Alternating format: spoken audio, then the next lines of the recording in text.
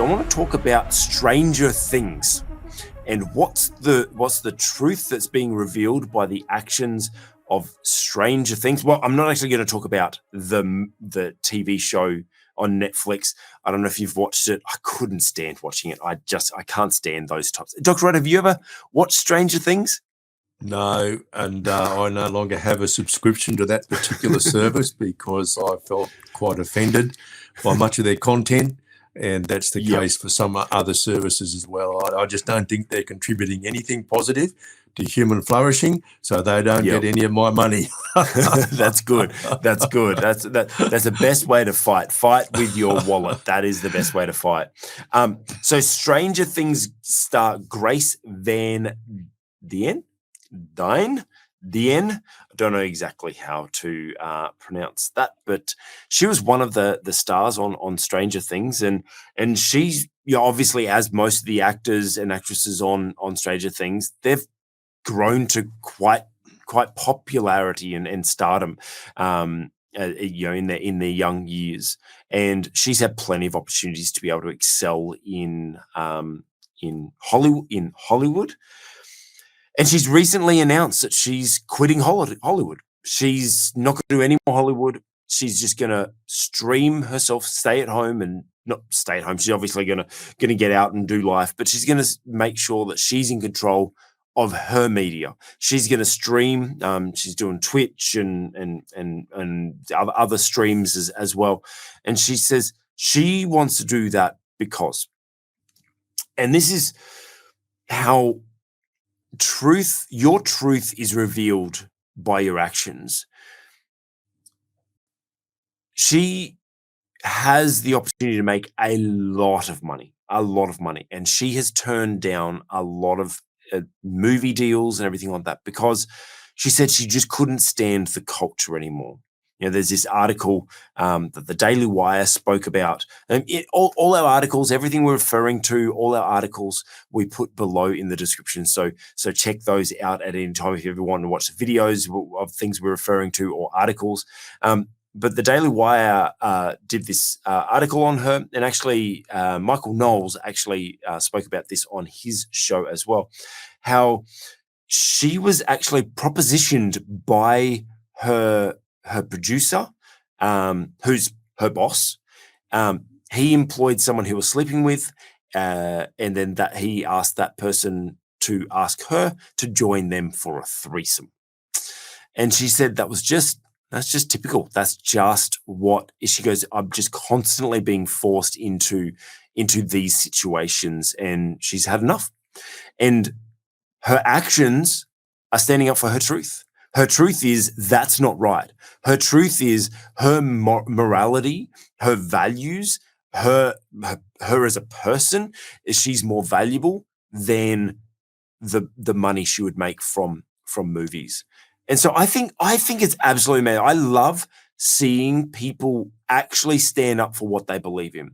People's actions, like referring and actually displaying their truth, not just talking the talk, but also walking the walk. Dr. Rod, how would you advise someone that was in a situation where, because unfortunately sometimes we do have to make that decision, like to accept things that aren't in line with our values at work just to keep our job or things like that. It's a difficult thing. I'm not just saying it's not a cut, it's not cut, it's not a clean cut topic, right? Like it's not like, well, if it doesn't align with your values, you got to quit, because there's more to it than that. What's your advice to someone in that situation that their values are being compromised? Well, I mean, the first thing would be to understand that it puts the individual under a lot of stress. Mm-hmm. So we have to understand we're dealing with someone with feelings and emotions and an identity which is under attack. So we do have to tread warily, be very gentle, and I think this is where we need to listen carefully, and not make decisions for the other person. Yeah. Now, I guess the bureaucrat will come out in me here. Every workplace, of course, ought to have processes that an individual can access, regardless of whether it's bullying or sexual harassment or, something even worse. So we need to assure the person that we will walk with them through the processes if that's the way they want to go. If instead they want to report it to police, we'll support them in doing that. So we need to be very careful that we don't actually jump in and give a lot of advice. Yeah. Now, my own history in this goes back a long, long way to when I was very young. I've been in the university system for a long, long time. And the first instance I ever came across this was actually a case of rape. And I would have to say I would never use my response then as a basis for the kind of way in which I would respond now. I've learned a lot. Society has moved on, and we do need to be very, very cognizant of the fact that we're dealing with human beings here. Obviously, Grace has been careful not to implicate any individuals by name. She does say that she did report it to an appropriate higher authority. I don't know where that's gone. She hasn't really said anything about the outcome then. She seems to have taken charge of the situation. She was obviously in a position where she was able to withdraw from any further contracts, and is now making her own way economically, as it were, using other channels. And look, I might add, the very technology that we're using now has freed people from the need to be aligned with mainstream production studios, mainstream media, and so on. Yep. As you said earlier, we're going to talk about Stephen Crowder in a little while. He's been able to circumvent the traditional sort of media and so on. So modern technologies have made it a lot easier, I think, for people to avoid that. Long answer to a short question, but look, the best advice I could give anybody in this, well, I wouldn't give them advice, but I would sit and listen and then offer to walk with them through whatever process they decide upon, even if ultimately they decide, I want to keep quiet about it. Yeah. And I have had that experience where somebody reported an issue to me and we went through that whole thing. Well, these are the options that you have. What would you like to do? And that particular person said, right now, I don't want to do anything. That person had my private mobile number and knew that they could contact me at any time should they want to take a different path. And I think probably that's the best thing you can do, is to be there for them, to listen without any kind of judgment, and to offer to walk with them through whatever process they determine. Yeah, I mean, that's actually, good. that's just outworking of neighbour love, quite frankly, Craig. Yeah, that's good. I mean, just being there, and I like what you said about walking with them, that because ultimately, I think that almost the answer to anything is that's what people are looking for. That's what people need. Not always do they need someone to tell them what to do. Sometimes they just need to know that there's someone with them, especially in a situation like this where you're in an environment, in a culture, like we talk about Hollywood, where you're in a culture that everything is against you. I think it's incredible that such a young person can have the fortitude to stand up for to actually know what she stands for at such a young age, and to be able to stand up for it in such a high pressure situation like Hollywood. So look, I hope people have a look at the video clip. I know the URL will be in the notes. Everybody should look at that.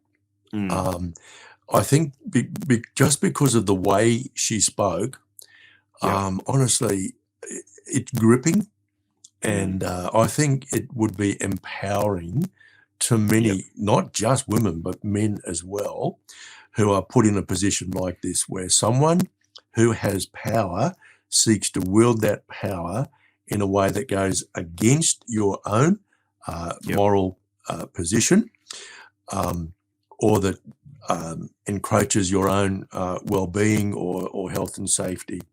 Mm. But Yeah, and but honestly, she spoke so well, and I've watched that I agree. video a number of times already, Craig, and I think everybody should have a look at it. There's a lot of wisdom and maturity. Yes, You can yeah. tell that she obviously has a good circle of counsel around her. Like that's what that shows. That shows me that she's been either raised by incredible parents or has, as she's grown, had wise people around her, and been open to their guiding, which is great. But let's pull this back onto us, right? We as leaders, we can often find ourselves in these situations where we are forced to compromise our values or our morals. I've had it a number of times where I have been in partnerships or worked under someone or worked with someone where I just wasn't. They weren't a bad person. They were great leaders in their own respect. They made some poor leadership decisions. As we talk about, we talk about poor leadership of being the behavior. We're on a mission to eradicate poor leadership, the behavior, not the people. We love the people because I know that there are many great leaders out there that just happen to make poor leadership decisions, right? For whatever reason, there's a number of different reasons. But I found myself in situations with these great leaders that just the way they may execute some things, the way they may respond to certain things, just weren't aligned with the way that I believe things should be responded to, or the way that I think the things should operate, and everything like that. And sometimes, like, obviously, when we're working with or under someone, there's obviously a lot of give and take. You can't, like, there has to be a little bit. We need to understand that sometimes when we're working for someone, we have to do things their way, and it may not be the exact way that we like it. But there's a point where you need to be aware of where your line in the sand is. And for me, it was little behaviors I didn't like. I would address it. They weren't responded to, or maybe they were responded to, but it just kind of slipped into old behavior again. And we've spoken about this before, Dr. Rod, of like, the key for me was, okay, I know that our values are no longer aligned. And obviously the Bible talks about not being unequally yoked. And a lot of people think that's just, you shouldn't go into business, or you shouldn't be in relationship with a non-Christian. No, I look at it more deeper as like, it's a values thing, that you can't be unequally yoked with someone that has differing values from you. And so I found myself at a point where I'm like, I just can't do this anymore. Our values are too differing, right? But I didn't leave right away. It wasn't like I stood up and protested and left, because I sought advice of the Lord and advice of my advisors, like yourself, Dr. Rod, who's walked me through a number of these situations. And we've spoken about it before, is just make sure you seek the Lord at the right time, because yes, those values might not be aligned, but you know what? Maybe the next thing that God has for you isn't ready yet. Maybe you need to do some growing first. Maybe there's some other things that need to be in alignment. Maybe you just need to pay your rent for now. And so maybe you do need to just put up and shut up, as Dr. Rod said before, and pray about it and just seek the Lord, look for other opportunities, but don't just storm out. And obviously, she's been smart. She's obviously got a lot of finance behind her. She's made good money from what she's done so far. And she's got opportunities that she can step into. I'm sure it was a calculated decision. It wasn't a spur of the moment, a whim kind of decision. But Dr. Rod, you've mentioned that a couple of times before about, you being in situations that values didn't align, but you didn't leave right away. Oh no, I didn't. And look, if any of the leaders I've worked with in the past, or any of my former bosses, happen to see this, I would have to say that my experience on the whole has been very, very positive. Look, I've really worked with the most wonderful managers and leaders for the entirety of my career. There have been times where there have been clashes of ideas, and that's been difficult, but that's not quite the same thing as a clash of values or leaders operating in an illegal or immoral way. Yep. There have been some cases where people who have been above me in organisations have behaved personally in ways that I would consider immoral, but that didn't impinge upon what was going on within the workplace. And so we just have to be quite careful about how we respond in those kinds of situations. There have been one or two occasions where I had issues with the competence of people above me. Again, that's not really values. And there are lots of reasons why people may appear or actually be incompetent. And occasionally there have been clashes of values. And my experience when I've prayed, God has often said, stay. And it's been a little while before I've really got, okay, now is time to go. The reason is, if you're, say, a 2IC or someone fairly senior or significant within an organisation, if you just leave, a lot of people are going to be impacted. So you really need to weigh that up as well. The other thing I would say is we do, and I've learnt this from my own experience, we need to be quite careful that we don't mix cultural values with moral values. Because there can be quite significant differences culturally. And look, I've been in a position where I thought, oh, no, I don't really like the values that are being displayed here.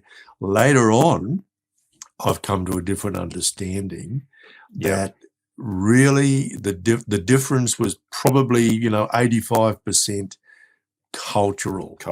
So not moral. what I was observing really didn't really sit well with me culturally, but at the time, I thought it was a sort of deeper values issue. So we do need to take time to carefully consider what's going on.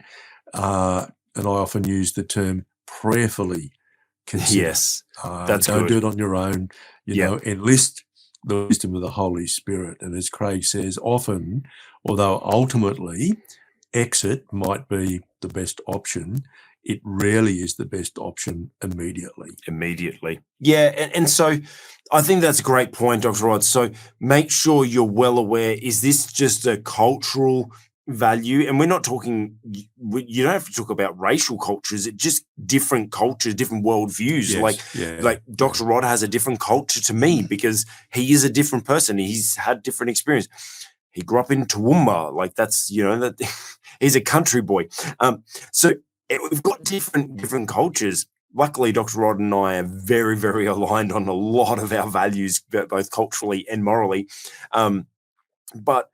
But yeah, that's actually a very good point. I'm in the Dominican Republic. There's a lot of cultural values that are very different. My wife is Dominican, and we have a lot of very different cultural values, but our moral values are the same.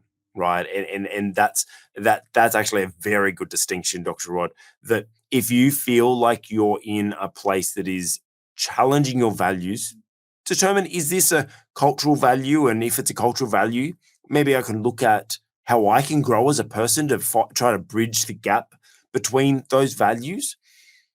But if it is a moral value, make sure you, first of all, know what your moral values are, know what you are standing for so that you can be aware of what is against it. And also then prayerfully consider and seek wise counsel of amazing people around you. There's wise people around you, your pastor, your parents, like they've got some experience. So like people around you, seek the advice of wise counsel as well as counsel from the Holy Spirit as to what is the best situation and when is the best time, because maybe you're there to influence, or maybe God does have something else for you. So make sure you seek wise counsel and make sure you do it at the right time. Hey, you just watched an excerpt from the On the Cube Leadership Podcast. If you like that, hit the like button and put a comment below. Hey, if you want to watch more videos like this, check out our channel. And while you're there, make sure you subscribe.